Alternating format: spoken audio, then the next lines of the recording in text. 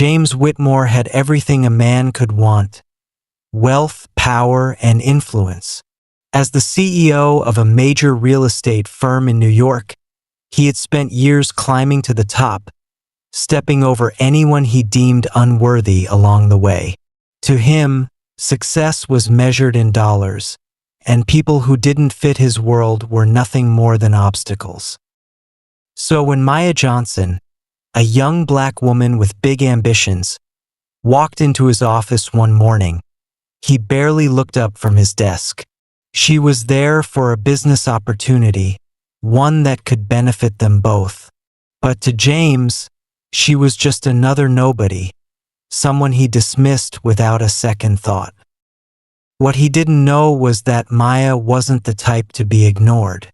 And before long, he would learn a lesson he'd never forget, one that would cost him more than just money. James Whitmore was used to being in control. He was a man of power. When he walked into a room, people took notice. To him, the world was a game where the strong always won, and he firmly believed he was among them. So when Maya Johnson walked into his office one morning, he barely spared her a glance. A young black woman, dressed modestly but with eyes full of determination. She spoke about a real estate project she was working on, a plan to redevelop an old neighborhood into a modern community while preserving its cultural and historical value. James didn't bother to listen. He had heard countless pitches from dreamers before. To him, Maya had no value. She wasn't a known name in the industry, she had no influence, and most importantly, she wasn't the kind of person he considered worth investing in. So he dismissed her outright. No advice, no courtesy. Just a wave of his hand, as if she were wasting his time. Maya wasn't surprised, but she didn't forget. Being underestimated wasn't new to Maya. But this time, she wasn't just out to prove herself. She was going to teach James a lesson he'd never forget. She didn't confront him directly. Instead, she quietly gathered information, studying his company with precision. She learned that despite his wealth and power, James's real estate empire was built on a fragile network of investments. Loans, investor relationships, unfinished projects. Everything had a weak spot. She also discovered that James wasn't as respected in the industry as he liked to believe. There were investors he had burned, partners he had discarded, and workers he had exploited.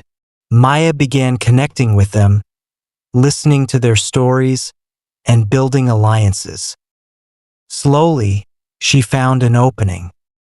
One of James's most critical projects, a high-profile commercial development in Chicago, was on shaky ground.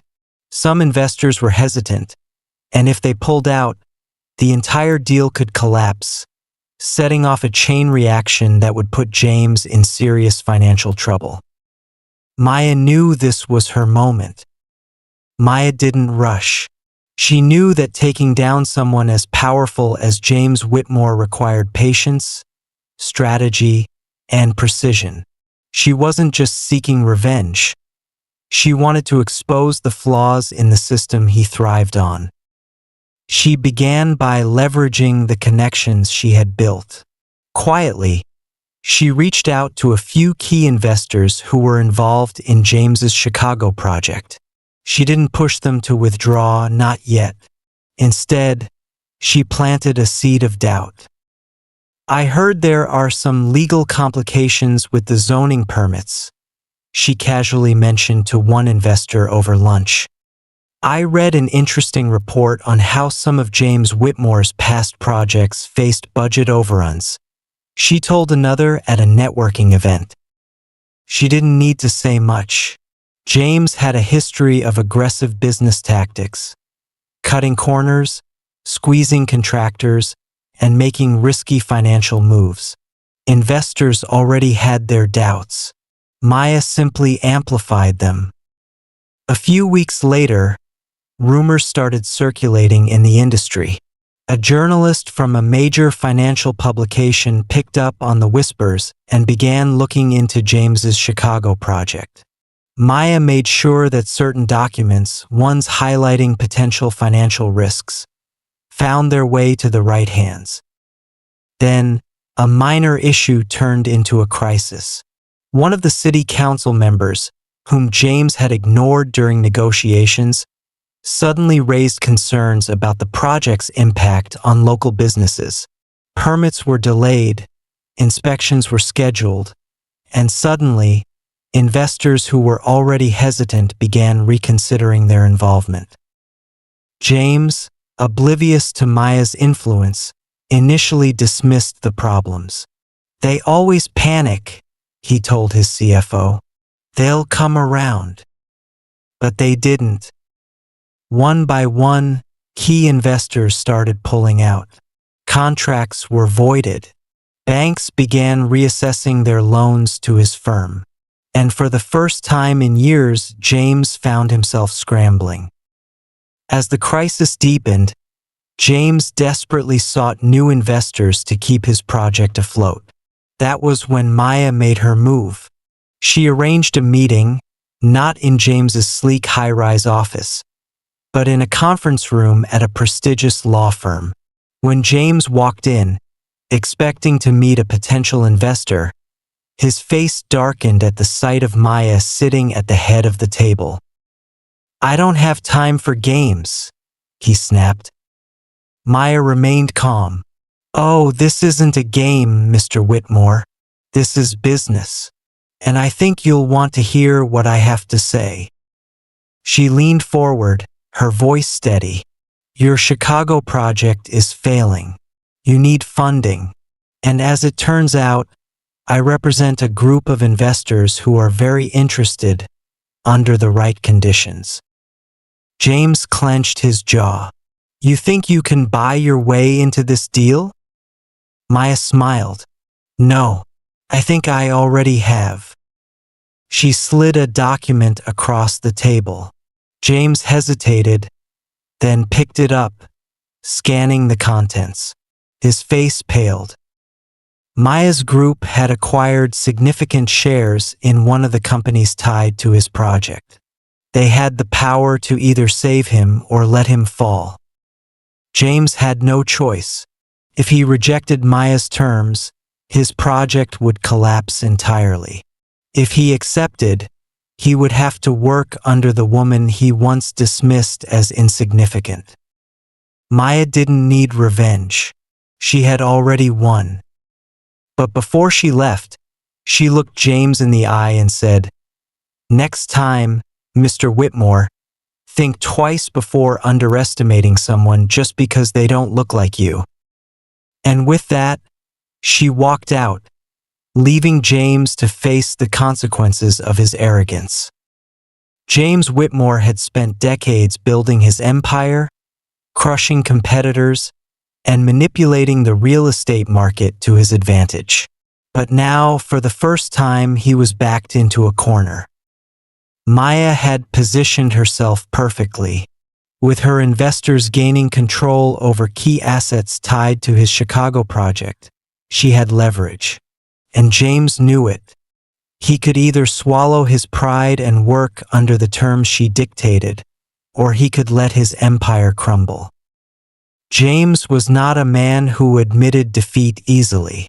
Gritting his teeth, he agreed to a partnership with Maya's investment group. But he made one thing clear. "I don't trust you," he said, his voice low with resentment. Maya met his gaze without flinching. "Good," she replied. "That means you'll finally start paying attention." Under the New Deal, James had to relinquish significant control over the Chicago project.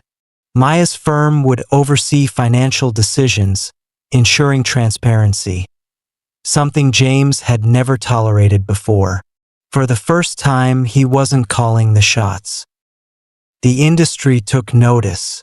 James Whitmore, once the untouchable mogul, had been forced to bend. Some saw it as a strategic move, others as a sign of weakness. But James himself saw it as humiliation. James tried to regain control. He attempted to outmaneuver Maya through legal loopholes and corporate backchannels. But every move he made, she had already anticipated. Worse, other investors who had once feared James began to distance themselves. The financial press, sensing blood in the water, started publishing stories about his past shady deals. Old partners, once silent out of fear, now spoke up about how James had wronged them. One by one, the pillars of his empire started crumbling. Then came the final strike. Maya had uncovered something bigger, evidence that James had, years ago, manipulated property values in underprivileged neighborhoods for personal gain, forcing out longtime residents. She didn't go straight to the media. Instead, she orchestrated a different plan. At a high-profile industry gala, attended by the wealthiest developers and investors, Maya confronted James in a way he never expected.